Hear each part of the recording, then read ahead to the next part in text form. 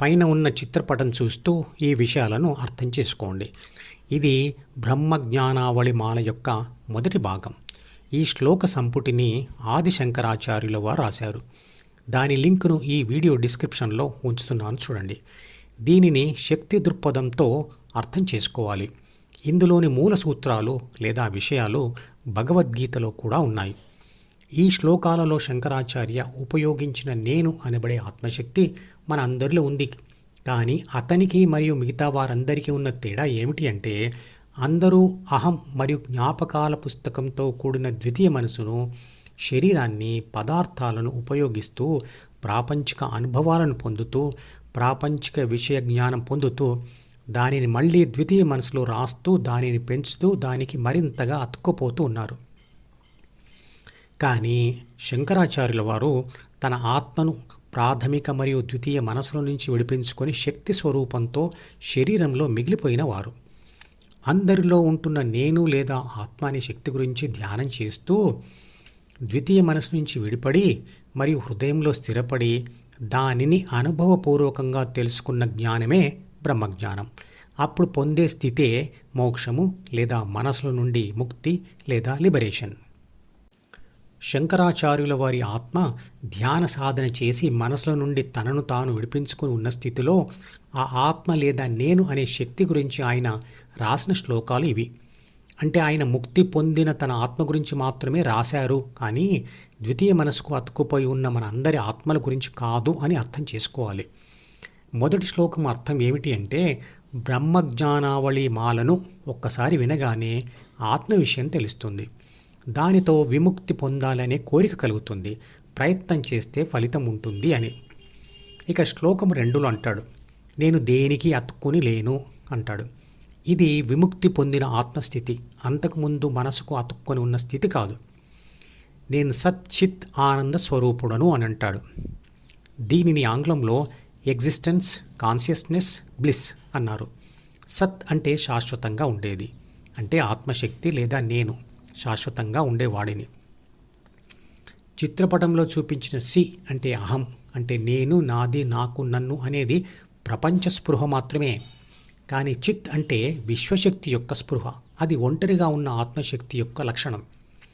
సత్ ప్లస్ చిత్ ప్లస్ ఆనంద అంటే శాశ్వతంగా ఉండే నేను నిరంతరంగా విశ్వశక్తి స్పృహలో ఉంటాను మరియు ఆనందంగా ఉంటాను.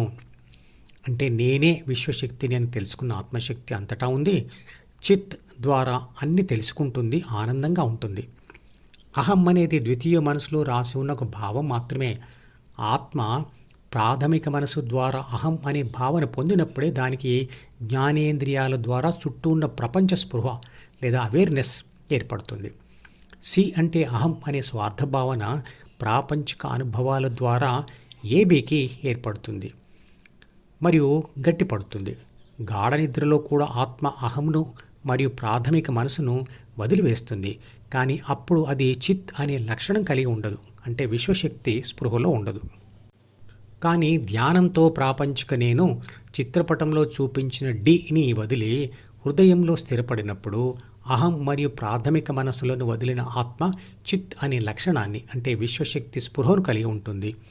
ఆ విశ్వశక్తి అనుభవం యొక్క స్పృహని కలిగి ఉంటుంది, అంటే విశ్వశక్తి యొక్క అవేర్నెస్ కలిగి ఉంటుంది. అందుకే ఆయన అంటారు, నేను 3 అవస్థలకు సాక్షిని అని. ఆ 3 అవస్థలు ఏమిటి అంటే మెలకువ, కళ మరియు గాఢ నిద్ర. అంటే ఆ స్థితిలో ఆయన ఆత్మ ఈ మూడిటిని చూస్తూ కూడా చిత్ అంటే విశ్వశక్తి స్పృహలో ఉంటుంది. ఈ అవస్థనే తురీయం అంటారు. నేను అనే శక్తియే విశ్వశక్తి. అది శాశ్వతమైనది. ఒక చోట తరిగినా ఆ శక్తి మరో చోట పెరుగుతుంది. ఒక శరీరం నుండి మరో శరీరంలోకి వెడుతుంది తప్ప దానికి పుట్టుక మరియు చావు అనేవి లేవు అనే భగవద్గీత సిద్ధాంతమే శక్తి మార్పిడి సిద్ధాంతం, అంటే లా ఆఫ్ ఎనర్జీ కన్జర్వేషన్గా ఆధునిక శాస్త్రం పేరు పెట్టింది. ఈ శక్తి మార్పిడి సిద్ధాంతం విద్యుత్ శక్తి, అయస్కాంత శక్తి, ఉష్ణశక్తి, పరమాణు శక్తి, రసాయన శక్తి లాంటి అన్ని శక్తులకు వర్తిస్తుంది. శరీరం అంటే మనిషి లేదా జీవి శరీరం మాత్రమే అని కాదు. పదార్థంతో చేయబడిన రాళ్ళు రప్పలు కూడా శరీరాలే అని ఇదివరకే తెలుసుకున్నాం. విశ్వంలో ఒకచోట తరిగిన శక్తి జీవి లేదా మనిషి శరీరంలోకి మాత్రమే కాదు, రాళ్ళు రప్పల శరీరంలోకి కూడా ప్రవేశించవచ్చు. బ్రహ్మజ్ఞానావళి మాల యొక్క మిగతా శ్లోకాల వివరణను వచ్చే వీడియోలలో వివరిస్తాను. ఈ మధుపదం యూట్యూబ్ ఛానల్ వీడియోని సబ్స్క్రైబ్ చేసి గంట గుర్తును నొక్కి ఆల్ని సెలెక్ట్ చేసి ప్రతిరోజు యూట్యూబ్ ఓపెన్ చేసి అడుగున ఉన్న సబ్స్క్రిప్షన్ బటన్ నొక్కితే అన్ని లేటెస్ట్ వీడియోలు చూడవచ్చు.